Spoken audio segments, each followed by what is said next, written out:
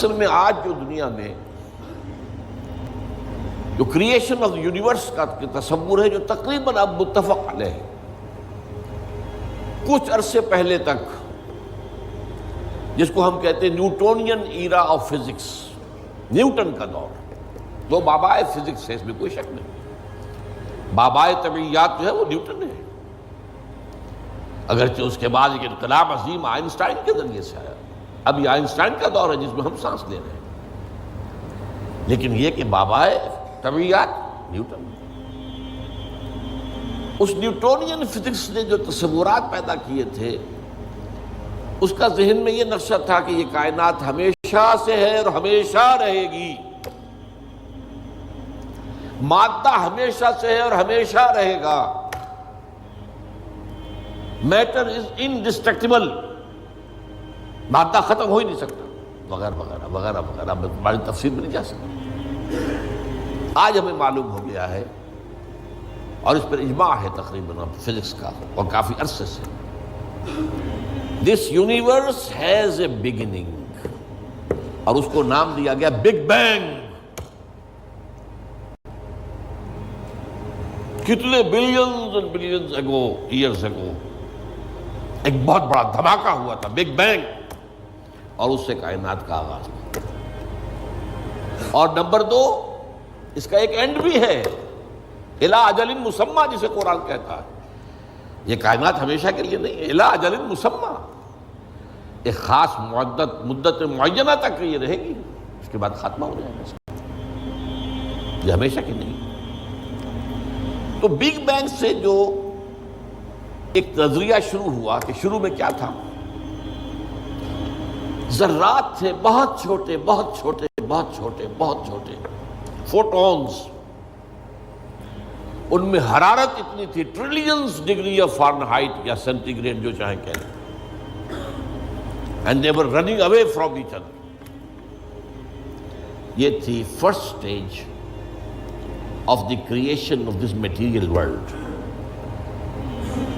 پھر یہ ذرات جو ہیں یہ مل جل گئے، اس سے گیلیکسیز وجود میں آئی، گیلیکسیز ایک دوسرے سے بھاگ رہی ہیں، آج بھی مانا جا رہا ہے ایکسپینڈنگ یونیورس، یہ کائنات ابھی پھیل رہی ہے اور گیلیکسیز کے درمیان فاصلہ بڑھ رہا ہے۔ اور بڑی پیاری مثال دی جاتی ہے کہ اگر ایک غبارہ ہو، اس غبارے کے اوپر آپ نے کوئی ڈاٹ لگا دیے، اس غبارے کو جتنا پھیلائیں گے پھولائیں گے تو وہ ڈاٹس بھی ایک دوسرے سے بڑھتے چلے جائیں گے، فاصلہ ان کا بڑھتا جائے گا، پہلے غبارہ اتنا تھا اب اتنا ہو گیا، تو وہ جو دو ڈاٹس کے درمیان فاصلہ اتنا تھا وہ اتنا ہو گیا۔ تو theory of the expanding universe, Iqbal نے کہا ہے یہ کائنات ابھی ناتمام ہے شاید، کہ آ رہی ہے دمادم صدائے کن فیکون کن فیکون۔ ابھی تو جیسے کہ قرآن مجید میں آیا بھی ہے، ہم اپنے خلق میں ہم وسعت کر دیتے ہیں جو جتنا چاہتے ہیں، وَنَزِيدُ فِي الْخَلْقِ مَا نَشَاءُ، یہ تخلیق جو ہے بھی جاری ہے۔ بہرحال اس کے بعد وہ دور آیا کہ پھر یہ گیلیکسیز کے اندر یہ کرے بنے اور سٹارز بنے، اور پھر وہ کرے ٹھنڈے ہونے شروع ہوئے، انہی میں سے ایک کرہ ہمارا یہ زمین ہے۔ یہ آگ کا کرہ تھا، آگ کا جیسے سورج ہے، لیکن ٹھنڈا ہوا، ٹھنڈے ہونے سے یہ سکڑا، تو اس پر اونچائیاں اور نیچائیاں پیدا ہوئی،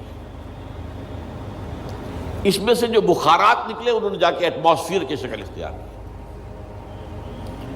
اس ایٹماسفیئر کے اندر پھر گیسز کے باہمی انٹریکشن سے پانی پیدا ہوا، اور ہزارہا برس تک پانی برستا رہا، پانی برستا رہا، پانی برستا رہا، جس سے سمندر وجود میں آیا، اور وہ جو زمین ٹھنڈی ہوئی تو اوپر کرسٹ آف دی ارتھ جو آیا ہے، وہ اور پانی، اس کے امتزاج سے اس کرۂ ارضی پر حیات کا آغاز ہوا، اور اس حیات کی لکھوں کا سال کے اندر ارتقائی مراحل سے گزر کر آخری نتیجہ جو ہے وہ آج کے نظریے کے مطابق وہ ہومو سیپینس انسان ہے۔ یہ میں نے آج کا نظریہ تخلیق آپ کے سامنے رکھ دیا۔ اس میں سے پہلے حصوں کے بارے میں تو اب اختلاف نہیں ہے، البتہ یہ کہ ایولیوشن کے بارے میں ظاہر بات ہے اختلافات ابھی ہیں، لیکن یہ کہ یہ نظریہ ہے، اگرچہ بایولوجی کے میدان میں تھیوری آف ایولیوشن جو ہے اسے قبول نہیں کیا گیا، لیکن یہ ہے کہ ویسے اس کو تسلیم کیا جاتا ہے as a matter of fact. انسان کی سوچ میں، سوشل سائنسز میں ہر چیز کے اندر جو ہے وہ تھیوری آف ایولیوشن گھس چکی ہے۔ اب جو بات اس میں نہیں آئی ہے وہ بات میں آپ کو بتا رہا ہوں۔ This big bang was the beginning of the material universe. اس سے پہلا ایک دور ہے جسے سائنس نہ دیکھ سکتی ہے، نہ جان سکتی ہے، نہ اس تک اس کی پہنچ۔ اس سے پہلے بھی ایک حرف کن آیا تھا، جیسے ایک حرف کن سے بگ بینگ ہوا ہے۔ بگ بینگ کس چیز میں ہوا ہے وہ ابھی میں بتاتا ہوں۔ اللہ تعالیٰ کے پہلے اولین حرف کن سے ایک بہت لطیف نور پیدا ہوا۔ یہ لطیف نور کیوں کہہ رہا ہوں؟ اس میں حرارت نہیں تھی، حرکت بھی نہیں تھی، لطیف۔ اس سٹیج پر اس لطیف نور سے انسانی ارواح پیدا کی گئی اور فرشتے پیدا کیے گئے۔ یہ پری بگ بینگ معاملہ ہے۔ ارواح انسانیہ میٹیریل نہیں ہے، ان کا تعلق اس یونیورس میٹیریل یونیورس سے نہیں ہے۔ یہ تو بگ بینگ سے پہلے کی بات ہے، فرشتے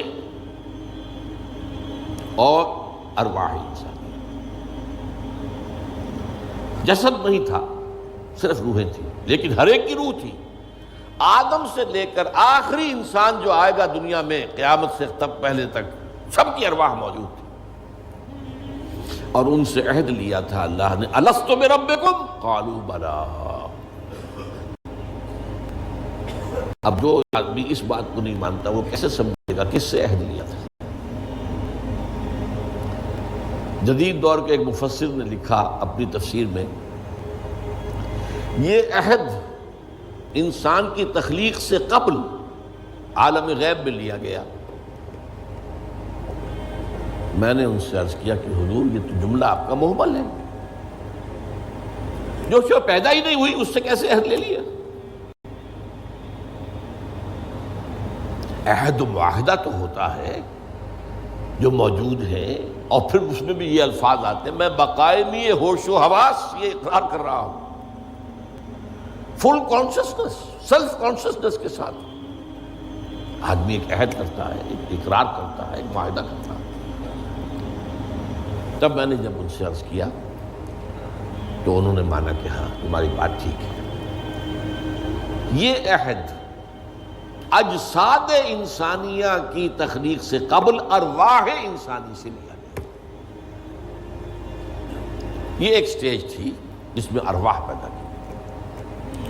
اس عالم ارواح میں جبکہ ابھی میٹیریل ورلڈ شروع نہیں ہوئی، ابھی وقت کا کوئی تصور نہیں ہے۔ یہی وجہ ہے کہ عالم ارواح میں جو کچھ ہوتا ہے اس میں وقت نہیں لگتا، کن فیکون، کن فیکون۔ عالم خلق میں آ کر وقت لگتا ہے۔ آسمان اور زمین 6 دنوں میں پیدا کیے ہیں، وہ دن ہمارے 24 گھنٹے والے دن تو نہیں ہے۔ انسان کے ایک نطفے سے لے کر ایک بچے کے مکمل ہونے تک 9 مہینے لگتے ہیں، ٹائم لگتا ہے۔ عالم ارواح میں ملائکہ کے لیے کیا خیال ہے آپ کا؟ جبرائیل کو عرش معلیٰ سے یہاں آنے میں کوئی وقت لگتا ہے؟ ٹائم ایلیمنٹ ہے ہی نہیں۔